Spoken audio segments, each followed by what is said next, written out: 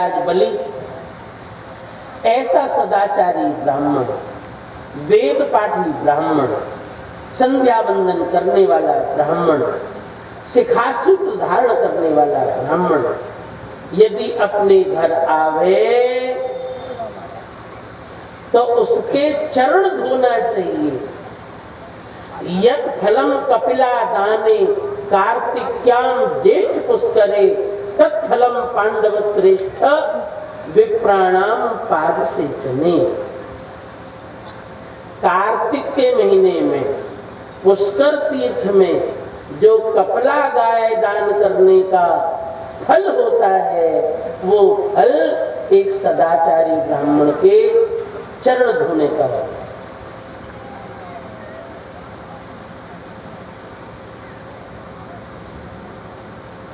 शास्त्रों में तो ऐसा लिखा है, संसार की समस्त बीमारियों की दवा सदाचारी ब्राह्मण के चरणों में, सब बीमारियों की दवा सदाचारी ब्राह्मण का चरण में। जो ब्राह्मण शिखा सूत्र धारण करता हो, चोटी जनेऊ पहनता हो और तिलक लगाता हो, गायत्री मंत्र जप करता हो, संध्या करता हो, हाँ पर खैनी सुरती न खाता हो, बीड़ी वगैरह न पीता हो, उसका चरणामृत समस्त बीमारियों की औषधि। राजा बलि थाली लेकर के आया, वामन भगवान के चरणों में थाली रखी, वामन भगवान के चरण धोता, चरणामृत लेता, अपने दुपट्टा से वामन भगवान के चरण पोंछता, चरणों में चंदन तुलसी अर्पण करता, माला पहनाता, लेट करके साष्टांग करता। राजा बलि ने कहा, वामन देव, दे हाथों में आपके यहाँ नहीं और दे हाथों में ब्राह्मण को बामण कहते हैं, बामण हरियाणा में घर की तरह बामण कहते हैं, बामण। राजा बलि ने कहा, ब्राह्मण देव, बामन देव, क्या सेवा करूं? वामन भगवान बोले, राजा बलि, मैं तो तुम्हारा नाम सुनकर के तुम्हारे यहाँ आया। राजा बलि ने कहा, मैं तो दैत्य हूँ, मेरा नाम क्या सुन लिए, क्या सुन के आए हो? अरे दैत्यों का कुल तो बड़ा पवित्र हुआ है, दैत्यों के कुल में तो प्रहलाद जी हुए जिन्होंने नरसिंह भगवान को प्रकट कर दिया। सुखदेव जी कहते, राजन, संसार में मांगना काम सबसे ज्यादा खराब है। भगवान कृपा करे तो मांगना न पड़े।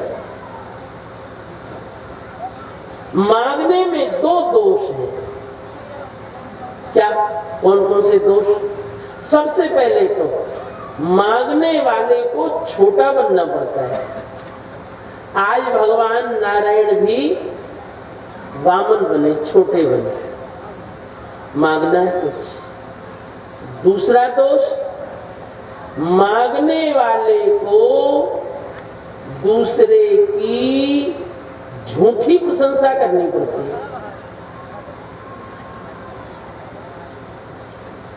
आज वामन भगवान भी कहते, दैत्यों का कुल बड़ा पवित्र हुआ है। आप बताइए, शराबी कबाबी कब के पवित्र हो? पर कुछ लेना है तो झूठी प्रशंसा तो करनी पड़ेगी। और ये तो आप भी जानते हो अच्छी तरह। लोग किसी कार्यक्रम के लिए चंदा करते हैं, चंदा इकट्ठा करते हैं, रसीद काटते हैं। तो चंदा लेने वाले, रसीद काटने वाले इतना झूठ बोलते हैं। 100-200 रुपए चंदा के लिए, और चंदा मांगने वाले कहेंगे, अजी पूरे गांव में तो आपका ही नाम है, हरिश्चंद्र के बाद आप ही तो पैदा हुए हो, आप ही नहीं दोगे तो कौन देगा? दानियों में शिरोमणि तो तुम ही हो, आप नहीं दोगे तो कौन देगा? चाहे वो आदमी सबसे ज्यादा कंजूस हो, सब पाप करता हो, और 100-200 रुपए चंदा के लिए लोग इतना झूठ बोलते। इसीलिए भगवान कृपा करें तो मांगना न पड़े। आज वामन भगवान भी कहते दैत्यों का कुल बड़ा पवित्र है। और राजा बलि तो भूल गया। राजा बलि ने कहा महाराज क्या दूं आपके लिए? वामन भगवान बोले राजन बताऊं, कल मैं गंगा जी के किनारे संध्या वंदन कर रहा था और एक आदमी आया, उसने कहा ओ बाबा हटो, ये जगह तो हमारी। राजन मैंने सोचा अब और कहीं बैठूंगा तो और कोई भी उठाएगा, कहेगा ये जगह हमारी। राजन मैंने सोचा है जरा सी भूमि मेरी भी हो जाए तो कम से कम कोई पूजा पाठ में हटाएगा तो नहीं। राजा बलि ने कहा महाराज आपको कितनी भूमि चाहिए? वामन भगवान बोले राजन हम तो बहुत संतोषी ब्राह्मण हैं, 3 पग भूमि बहुत है। राजा बलि ने कहा महाराज एक बात कहूं, आप वेद शास्त्र के पंडित तो हो पर आपको मांगना नहीं आता। 3 पग भूमि, 3 पग भूमि तो खाट नहीं बिछेगी। वामन भगवान बोले राजन हम तुम्हारी तरह सोने वाले साधु थोड़े ही हैं, हम तो बैठ के भजन करने वाले साधु हैं। आसन बिछाने को जगह मिल जाए और कमंडल रख लें बस हो गया। राजा बलि ने कहा महाराज ब्राह्मण देव वामन देव कहो तो राक्षसों से नपवा दो, बड़े बड़े पैर हैं, 3 पग भूमि में तो 3 कोस भूमि नाप देंगे, आपका बहुत बड़ा आश्रम बन जाएगा।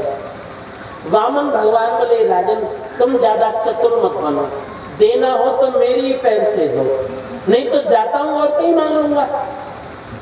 सुखदेव जी कहते राजन जो थोड़ा मांगता है बड़ा अकड़ में भी रहता है, दो नहीं और कहीं मांग लूंगा। राजा बलि ने कहा महाराज दूंगा तो मैं यज्ञ कर रहा हूं और तुम सुबह ही सुबह आ गए, दूंगा तो मैं ही। वामन भगवान बोले संकल्प कर, 3 पग भूमि दान का संकल्प। राजा बलि संकल्प करने के लिए तैयार हुआ और घर के अंदर से शुक्राचार्य निकल के आया। शुक्राचार्य ने कहा बलि बलि बलि अभी संकल्प नहीं पढ़ना, संकल्प नहीं बोलना, पहले मेरे पास आ। राजा बलि अपने गुरु शुक्राचार्य के पास ले गए, प्रणाम किए। शुक्राचार्य ने कहा बलि मैं तो ध्यान में बैठा था, मैंने सब देख लिया। ये जो दरवाजे पे खड़ा है छोटा सा, डंडा लिए कमंडल लिए छाता लिए, कौन है ये? बलि ने कहा गुरु जी यही कहता है ब्राह्मण, 3 पग भूमि चाहिए। शुक्राचार्य ने कहा बलि इसीलिए संसार में गुरुओं की जरूरत है, ये कोई ब्राह्मण नहीं है, ये साक्षात नारायण है। कल तूने देवताओं को स्वर्ग से भगा दिया था, ये देवता इसके सामने रोए गाए होंगे और ये देवताओं का काम बनाने के लिए ये ब्राह्मण बन के आ गया है। बिल्कुल मना कर दे, कुछ नहीं देना। राजा बलि ने कहा गुरुदेव ये साक्षात नारायण है। शुक्राचार्य ने कहा अंश और कला भी नहीं, साक्षात नारायण।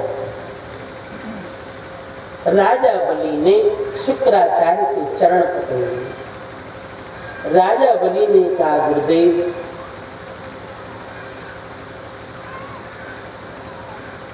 लोग तो कहते हैं बिना भजन के भगवान नहीं मिलते, और हम तो दैत्य ठहरे। हमने तो कभी भगवान का भजन किया ही नहीं, संस्कार ही नहीं है, बीज ही नहीं है, दैत्य है, हम क्या जाने भजन करना, पूजा पाठ। हमने कभी भजन तो किया नहीं। मेरे दरवाजे पे परमात्मा कैसे आए? राजा बलि ने कहा, गुरुदेव, मैं समझ गया, हम दैत्य हैं, हमने तो कभी भगवान का भजन नहीं किया, पर गुरुदेव मैं समझ गया, हमने आपके चरणों की सेवा की, और आपके चरणों की सेवा का फल है कि आज परमात्मा मेरे दरवाजे का भिखारी बनकर के खड़ा है। गुरु सेवा का क्या फल है, ये आज मुझे देखने के लिए मिल रहा है। हम दैत्य हैं, भजन तो कभी किए नहीं, पूजा पाठ तो जाने नहीं, पर हमने आपकी सेवा की। और गुरुदेव, दूसरी बात बताऊं, मैं देने वाला कौन होता हूं? मुझे तो जो कुछ दिया है इन्होंने ही दिया है, अब इनकी वस्तु इनको ही तो देना है। मैं तो संसार में खाली हाथ आया था, इन्हीं की वस्तु इन्हीं को देना है। गुरुदेव, आप मुझे आज्ञा दें, मैं अपना सब कुछ इनके चरणों में अर्पित कर दूं। शुक्राचार्य ने कहा, मूर्ख, तू नहीं समझता, ये 3 पग में त्रिलोकी नाप लेगा, ऊपर नीचे सब नाप देगा, ये तेरे रहने का भी ठिकाना नहीं बचेगा। कह दे कुछ नहीं देना। सुखदेव जी कहते, राजन, शुक्राचार्य जी को अपनी दक्षिणा की चिंता, सब कुछ तो भगवान ही नाप लेंगे।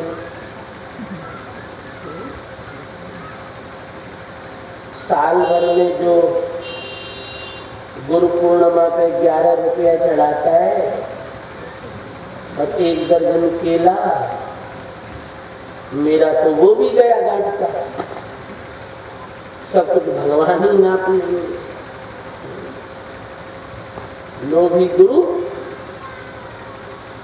और लालची चेला, आगे तो आप जानते ही हो क्या। शुक्राचार्य को अपनी दक्षिणा की। शुक्राचार्य बोले, बना करके कुछ नहीं देना। राजा बलि ने कहा, गुरुदेव, आपने ही बताया साक्षात नारायण, और अब आप ही कह रहे हो कुछ नहीं देना, ये बात समझ में नहीं आ रही। शुक्राचार्य ने कहा, जब भोगेगा। शुक्राचार्य नाराज होने का नाटक किया, और राजा बलि को तो छटपटाहट मची थी, कितनी जल्दी भगवान के पास जाऊं। अरे पहले तो पता नहीं था कि ये भगवान है, पर अब तो गुरु जी ने बता दिया है कि ये भगवान है। राजा बलि जल्दी से भगवान के पास आया, वामन भगवान के चरणों में साष्टांग प्रणाम करता, वामन भगवान का दर्शन करता, चरणों से लेकर के और चोटी से लेके चरणों पर दर्शन करता। आज परमात्मा मेरे दरवाजे का भिखारी बनकर के खड़ा है। वामन भगवान ने संकल्प कर, राजा बलि संकल्प के लिए तैयार। पर सुखदेव जी कहते राजन शुक्राचार्य का बहुत प्रेम था अपने शिष्य से। शुक्राचार्य ने सोचा आज तो मेरा शिष्य लुट जाएगा, सब कुछ भगवान ही नाप लेंगे। शुक्राचार्य योगी तो थे, अपना सूक्ष्म रूप बना करके कमंडल की नाली में बैठ गए। जब पानी ही नहीं निकलेगा तो संकल्प कैसे होगा? जैसे हनुमान जी लंका में मच्छर बने थे, शुक्राचार्य जी सूक्ष्म रूप धारण करके कमंडल की नाली में बैठ गए। राजा बलि बेचारा बार बार कमंडल ऐसा करता है और पानी नहीं निकलता। वामन भगवान समझ गए शुक्राचार्य की अभी कोई गति बाकी है। वामन भगवान बोले राजा बलि, कभी कभी एक कीड़ा होता है जो खाली जगह में मिट्टी ले जाके रख देता है। तेरे कमंडल की नाली में वो कीड़ा ने मिट्टी रख दी होगी, जरा लाओ तो साफ करो। भगवान के हाथ में कुशा तो थी, अभी दान का संकल्प कराना है, कुशा तो थी और कुशा जोर से कमंडल में चलाई और उसमें तो शुक्राचार्य बैठे थे और शुक्राचार्य की एक आंख गोविंदाय नमः। आप समझ गए होंगे इसी से। अब तोड़ना फोड़ना साधन का काम नहीं है, कितने से ही समझ जाओ। एक आंख गोविंदाय नमः नमः हो गई। शुक्राचार्य तो अपनी आंख पे हाथ रखते लंबे पड़े, अब मुंह दिखाने लायक नहीं। सुखदेव जी कहते राजन तुमने क्या समझा इसका मतलब? दान में, पुण्य में, तीर्थ में, व्रत में जो किसी को रोकता है उसकी एक आंख गोविंदाय नमो नमः हो जाती है, समझ गया। कभी भी किसी को दान पुण्य में, तीर्थ व्रत में रोकना नहीं चाहिए। शुक्राचार्य तो लंबे पड़े, हम मुंह दिखाने ही लायक नहीं। राजा बलि संकल्प के लिए तैयार, हाथ में जल, चावल, तिल, कुशा, नारियल, संकल्प। वामन भगवान स्वयं संकल्प बोलते, पीछे पीछे राजा बलि दोहराता, श्री विष्णु श्री विष्णु श्री विष्णु तत्सद अद्य ब्रह्मणोन्हि द्वितीय परार्धे श्वेतवाराह कल्पे जम्बूद्वीपे भारतवर्षे वर्तखंडे आर्यावर्तैक देशांतर्गते पुण्यक्षेत्रे, वो नर्मदा क्षेत्र था, नर्मदाया क्षेत्रे भृगु क्षेत्रे नर्मदाया तटे। उस समय कलियुगे कल प्रथम चरण नहीं था, त्रेता युग, त्रेता का प्रथम चरण, त्रेताया प्रथम चरणे अद्य शुभे भाद्रपद मासे शुभे शुक्ल पक्षे द्वादश्याम तिथौ मध्याह्ने श्रवण नक्षत्रे धर्म अर्थ काम मोक्ष। पीछे पीछे बलि भी बोलता, धर्म अर्थ काम मोक्ष चतुर्विधि पुरुषार्थ प्राप्त्यर्थम सर्वविध मांगल्यार्थम सर्वग्रह सर्वदोष शांत्यर्थम। राजा बलि ने अपनी तरफ से भी कुछ बोला, क्या? भगवद आज्ञया।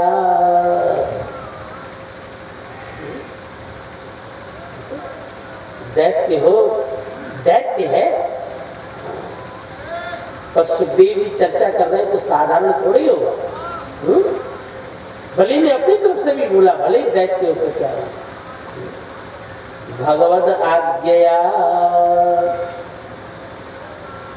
भगवद कैंकर्य रूपम त्रिपद परिमितम भूमिम दातुम अहम उत्सृणे। संकल्प अहम बले त्रिपद परिमितम भूमिम दातुम। संकल्प वामन भगवान ने संकल्प अपने हाथ में लिया। वामन भगवान बोले बलि हम अपनी भूमि नाप लें, 3 पग भूमि। राजा बलि ने चारों ओर देख करके कहा, महाराज वामन देव, ब्राह्मण देव, सब खेत मेरे ही हैं।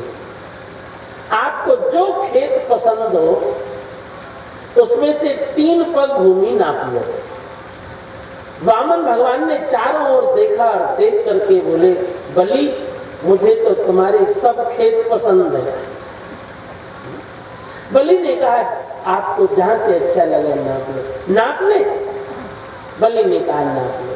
भगवान कहते जाते नाप ले नाप ले, और जितनी बार नाप ले बोलते उतने हाथ बढ़ जाते। और वामन भगवान तो वामन से त्रिविक्रम हो गए। पृथ्वी पे